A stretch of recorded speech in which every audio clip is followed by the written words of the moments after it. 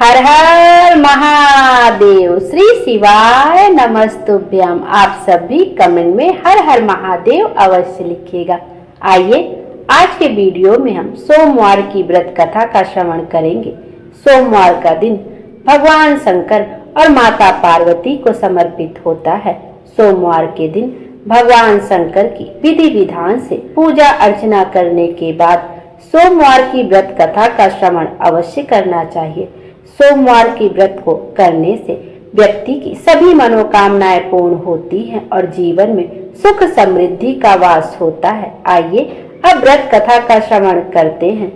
पौराणिक कथाओं के अनुसार ज्वालापुर नामक नगर में एक बहुत धनी साहूकार रहता था। उसके घर में धन की कोई कमी नहीं थी। उसे केवल एक दुख था कि उसके कोई पुत्र नहीं था। वह दिन रात यही चिंता करता रहता था। वह पुत्र का पाने की कामना से प्रत्येक सोमवार को शिव जी का व्रत और पूजन करता था तथा संध्या काल में शिव मंदिर में जाकर भगवान शिव जी के सामने दीपक जलाता था। उसके इस भक्ति भाव को देखकर एक दिन माता पार्वती जी ने भगवान शिव से कहा, प्रभु, यह साहूकार आपका अनन्य भक्त है और सदैव आपका व्रत और पूजन श्रद्धा पूर्वक करता है। आपको इसकी मनोकामना पूरी करनी चाहिए। माता पार्वती की बात सुनकर शिव जी ने कहा, हे पार्वती, यह संसार कर्म क्षेत्र है। जिस प्रकार किसान खेत में जैसा बीज बोता है वैसा ही फल काटता है, उसी प्रकार इस संसार में हर व्यक्ति अपने कर्मों के अनुसार ही फल भोगता है। तब माता पार्वती ने अत्यंत आग्रह के साथ कहा, प्रभु, यह साहूकार आपका अनन्य भक्त है और यदि इसे कोई दुख है तो वह दुख आपको अवश्य ही दूर करना चाहिए, क्योंकि आप सदैव अपने भक्तों पर दयालु रहकर उनके दुखों को दूर करते हैं। यदि आप ऐसा नहीं करेंगे तो मनुष्य आपकी सेवा और व्रत क्यों करेंगे? माता पार्वती का ऐसा आग्रह देखकर भगवान शिव ने कहा, हे पार्वती, इस साहूकार के कोई पुत्र नहीं है। इसी चिंता में यह दुखी रहता है। इसके भाग्य में पुत्र न होने पर भी मैं इसे पुत्र की प्राप्ति का वर देता हूँ, पर इस पुत्र की आयु केवल 12 वर्ष की होगी। इसके पश्चात वह मृत्यु को प्राप्त हो जाएगा। इसके लिए इससे अधिक मैं और कुछ नहीं कर सकता। यह सारा वार्तालाप साहूकार चुपचाप सुन रहा था। इससे उसे ना तो कोई प्रसन्नता हुई और ना ही दुख हुआ। वह पहले की तरह ही भगवान शिव जी का व्रत और पूजन करता रहा। कुछ समय बीतने पर साहूकार की स्त्री गर्भवती हुई और 10वें महीने में उसे एक अति सुंदर पुत्र प्राप्त हुआ। साहूकार के घर में बहुत खुशी मनाई गई। साहूकार ने निर्धनों तथा ब्राह्मणों को अन्न, वस्त्र और धन आदि का दान किया। उसने किसी को पुत्र की आयु का भेद नहीं बताया। जब वह बालक 11 वर्ष का हो गया तो उस बालक की माता ने साहूकार से बालक के विवाह आदि के लिए आग्रह किया, लेकिन साहूकार ने कहा कि अभी मैं इसका विवाह नहीं करूंगा। इसे पढ़ने के लिए काशी जी भेजूंगा। फिर साहूकार ने अपने साले अर्थात बालक के मामा को बुलाकर और उसे बहुत सा धन देकर कहा कि तुम इस बालक को पढ़ने के लिए काशी जी ले जाओ और रास्ते में जिस स्थान पर भी रुको वहां यज्ञ तथा ब्राह्मणों को भोजन कराने के बाद आगे जाना। वे दोनों मामा भांजे यज्ञ कराते और ब्राह्मणों को भोजन कराते हुए जा रहे थे। रास्ते में प्रताप नगर नामक शहर पड़ा। उस शहर के राजा की पुत्री का विवाह था, इसलिए शहर को बहुत अच्छी तरह सजाया गया था।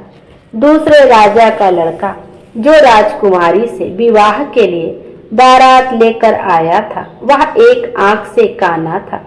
उसका पिता इस बात से बहुत चिंतित था कि कहीं वर को देखकर कन्या के माता पिता विवाह से इनकार ना कर दें। इसलिए साहूकार के अति सुंदर बेटे को देखकर उसने मन में विचार किया कि क्यों ना दरवाजे के समय इस लड़के को वर बनाकर ले जाया जाए। ऐसा विचार करके वर के पिता ने उस लड़के और उसके मामा से बात की तो वे दोनों तैयार हो गए। फिर उस लड़के को दूल्हे के कपड़े पहनाकर तथा घोड़ी पर चढ़ाकर दरवाजे पर ले गए और सारा कार्य प्रसन्नता से पूरा हो गया। फिर वर के पिता ने सोचा कि विवाह कार्य भी इसी लड़के से करा लिया जाए। ऐसा सोचकर उसने लड़के और उसके मामा से कहा, यदि आप फेरों और कन्यादान के काम को भी पूरा कर दें तो आपकी बड़ी कृपा होगी। उन्होंने स्वीकार कर लिया और विवाह कार्य भी अच्छी तरह संपन्न हो गया। परंतु जाते समय लड़के ने राजकुमारी की चुनरी के पल्ले पर लिख दिया, तुम्हारा विवाह तो मेरे साथ हुआ है, लेकिन जिस राजकुमार के साथ तुम्हें भेजा जाएगा वह एक आंख से काना है। मैं तो काशी जी पढ़ने जा रहा हूँ।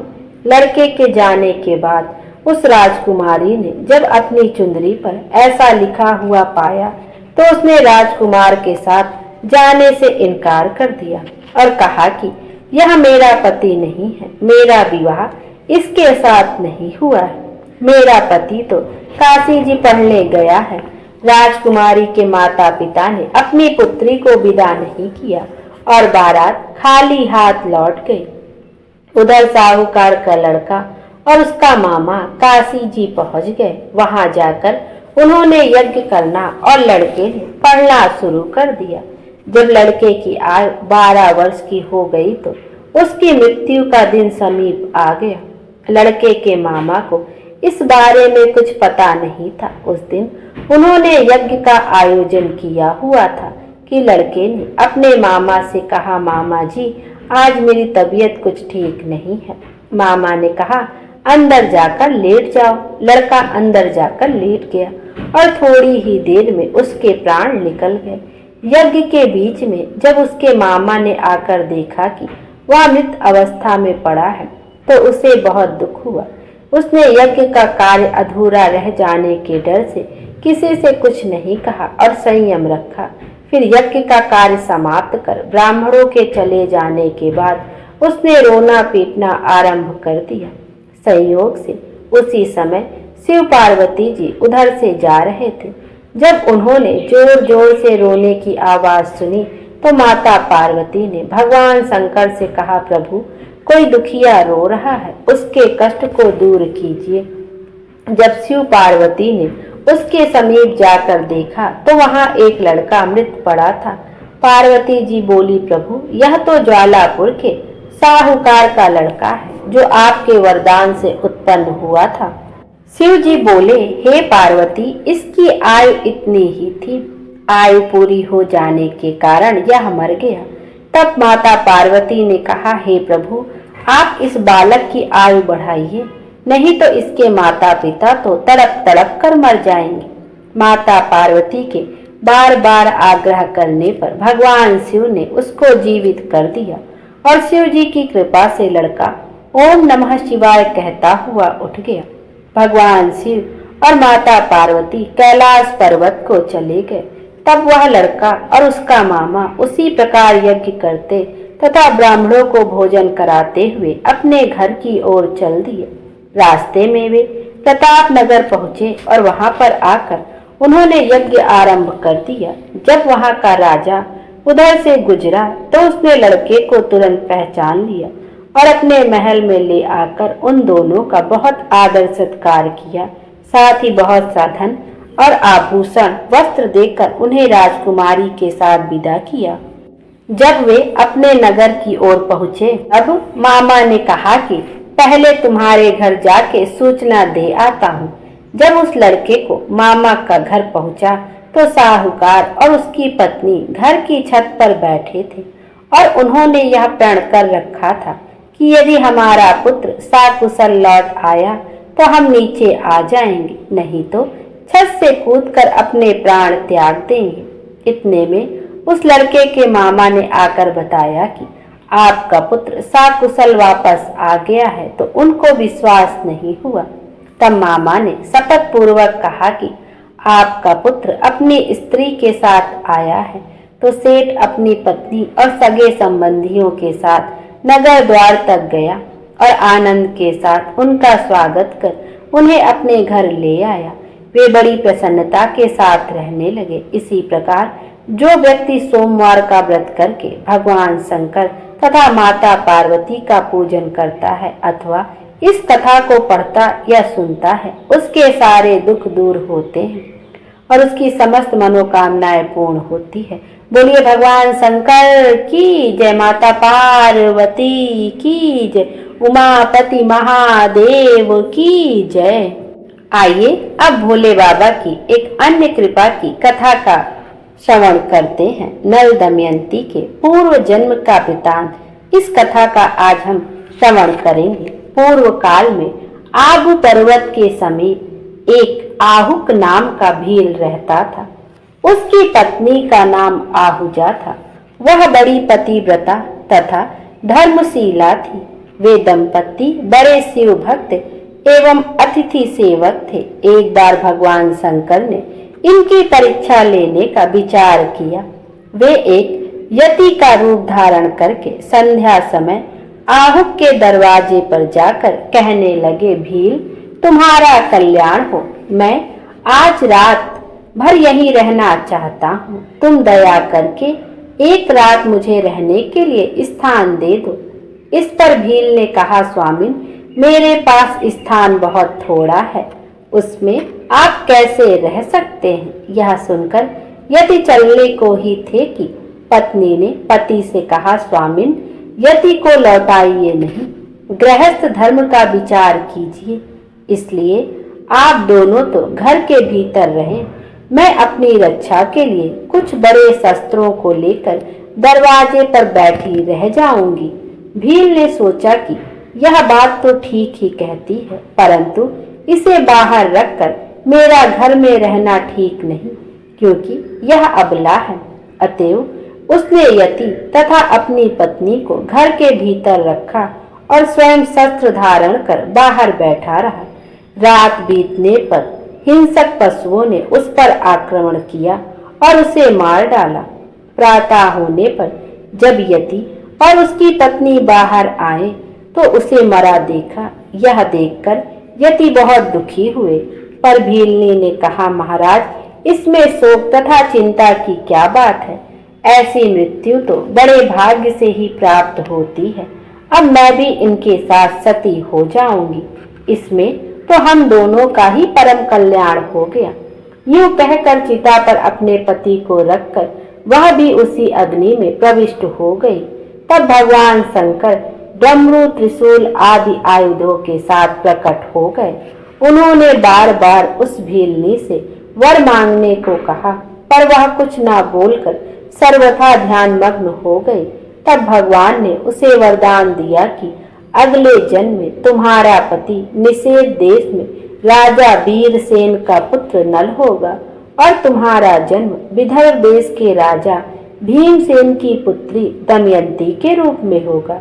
यह यति भी हंस होगा और यही तुम दोनों का संयोग कराएगा। वहां तुम लोग अनंत राज सुखों का उपभोग करके अंत में दुर्लभ मोक्षप्रद को प्राप्त करोगे। यूं कहकर वे प्रभु शंकर वहीं अचलेश्वर लिंग के रूप में स्थित हो गए और कालांतर में ये ही दोनों भील दंपत्ति नल दमयंती के रूप में अवतीर्ण हो। बोलो भगवान शंकर की जय। यह कथा शिव महापुराण से ली गई है। आइए अब भगवान शंकर की आरती का भी श्रवण करते हैं। ओम जय शिव ओमकारा, स्वामी जय शिव ओमकारा, ब्रह्मा विष्णु सदा शिव अर्धांगी धारा। ओम जय शिव ओमकारा, एकानन चतुरानन पांचानन राजे, हंसानन गरुड़ासन वृषवाहन साजे। ओम जय शिव ओमकारा। दो भुज चार चतुर्भुज, 10 भुज अति सोहे। त्रिगुण रूप निरखता, त्रिभुवन जन मोहे। ओम जय शिव ओमकारा। अक्षमाला बनमाला मुंडमाला धारी। त्रिपुरारी कंसारी करमाला धारी। ओम जय शिव ओमकारा। श्वेतांबर पीतांबर बाघांबर अंगे। सनकादिक गरुणादिक भूतादिक संगे। ओम जय शिव ओमकारा। कर के मध्य कमंडल चक्र त्रिशूल धरता। सुखकारी दुखहारी जग पालनकारी। ओम जय शिव ओमकारा। ब्रह्मा विष्णु सदाशिव जानत अविवेका। प्रणवाक्षर में शोभित ये तीनों एका। ओम जय शिव ओमकारा। त्रिगुण शिव जी की आरती जो कोई नर गावे। हत शिवानंद स्वामी मन वांछित फल पावे। ओम जय शिव ओमकारा। बोलो ओम जय शिव ओमकारा। बोलिए भगवान शंकर की जय, माता पार्वती की जय। हर हर महादेव। आइए अब महालक्ष्मी व्रत कथा का भी श्रवण करते हैं, क्योंकि अभी 16 दिन तक माँ लक्ष्मी जी के पावन व्रत के दिन चल रहे हैं। आइए अब कथा का श्रवण करते हैं। पौराणिक कथा के अनुसार एक बार भगवान विष्णु मृत्युलोक यानी भूलोक में गमन करने के लिए निकल पड़े। माता लक्ष्मी ने भी निवेदन किया कि वह भी उनके साथ आना चाहती हैं। भगवान विष्णु उनके स्वभाव से परिचित थे, इसलिए पहले ही उन्हें आगाह किया कि मैं आपको एक ही शर्त पर साथ लेकर चल सकता हूँ। माता लक्ष्मी जी मन ही मन बहुत खुश हुई कि चलो साशर्त ही सही, भगवान साथ ले जाने के लिए माने तो सही। माता फटाक से बोली, मुझे आपकी सारी शर्तें मंजूर हैं। भगवान विष्णु ने कहा कि जो मैं कहूँ, जैसा मैं कहूँ, आपको वैसा ही करना होगा। माता लक्ष्मी बोली, ठीक है, आप जैसा कहेंगे मैं वैसा ही करूँगी। दोनों भूलोक पर आकर विचरण करने लगे। एक जगह रुककर श्री हरि ने माता से कहा कि मैं दक्षिण दिशा की तरफ जा रहा हूँ, आपको यहीं पर मेरा इंतजार करना होगा। यह कहकर भगवान विष्णु दक्षिण दिशा की तरफ बढ़ गए। अब माता को जिज्ञासा हुई कि दक्षिण दिशा में ऐसा क्या है जो भगवान मुझे वहाँ नहीं ले जाना चाहते। माता का स्वभाव तो वैसे भी चंचल ही माना जाता है। उनसे वहाँ पर ज़्यादा देर रुका नहीं गया और वे भगवान विष्णु की तरफ ही बढ़ने लगी। आगे जाकर माता को सरसों का खेत दिखाई दिया। उसकी सुंदरता ने माता का मन मोह लिया। वे फूलों को तोड़कर अपना श्रृंगार करने लगी। इसके बाद कुछ ही दूर आगे बढ़ी थी कि गन्ने के खेत उन्हें दिखाई दिए। उन्हें गन्ना चूसने की इच्छा हुई तो वह गन्ना तोड़कर उन्हें चूसने लगी कि भगवान विष्णु वापस आ गए। सरसों के फूलों से सजी माता लक्ष्मी को गन्ना चूसते हुए देखकर भगवान विष्णु उन पर क्रोधित हो गए। भगवान ने कहा कि आपने शर्त का उल्लंघन किया है। मैंने आपको वहाँ रुकने के लिए कहा था, लेकिन आप नहीं रुकी और यहाँ किसान के खेतों से फूल व गन्ने तोड़कर आपने अपराध किया है। इसकी आपको सजा मिलेगी।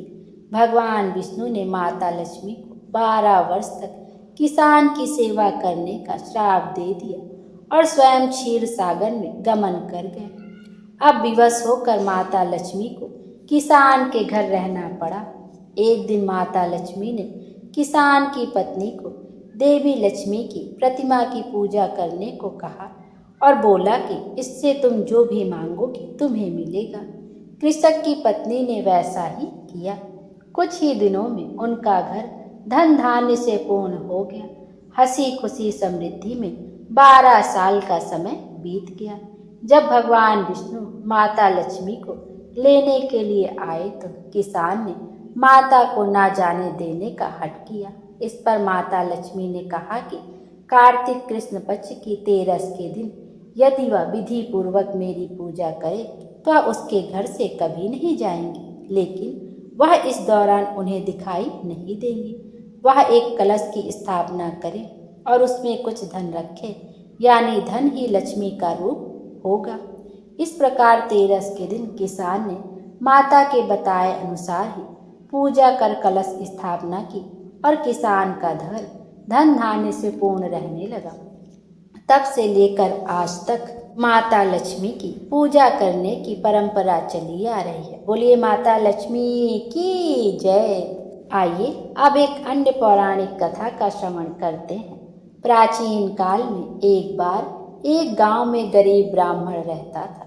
वह भगवान विष्णु का परम भक्त था। एक दिन उसकी भक्ति से खुश होकर भगवान विष्णु ने उसे दर्शन दिए और मन चाहा वरदान मांगने को कहा।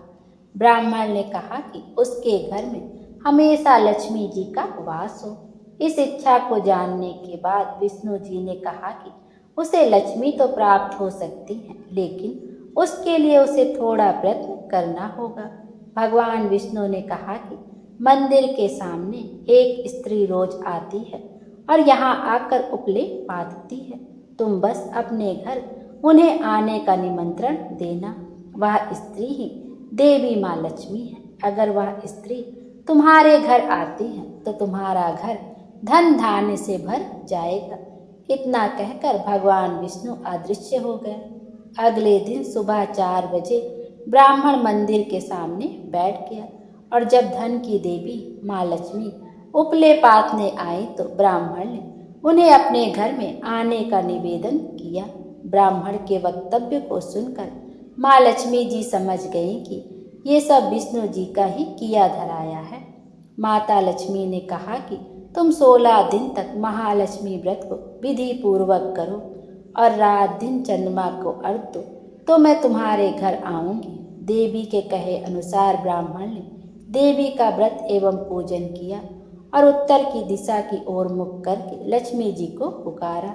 अपने वचन को पूरा करने के लिए धन की देवी प्रकट हुई और उन्होंने गरीब ब्राह्मण के हर कष्ट को दूर किया और उसके घर को सुख संपत्ति से भर दिया।